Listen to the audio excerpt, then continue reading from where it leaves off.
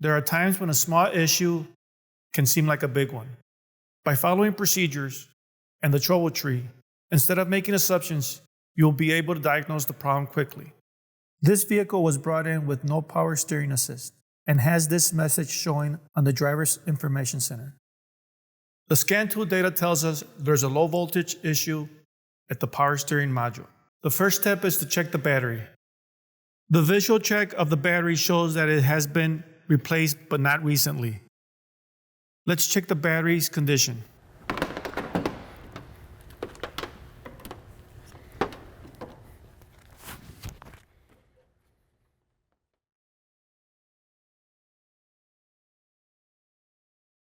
The battery condition is good, no problems there. The trouble tree instructed us to start by checking the vehicle's grounds by doing a voltage drop test.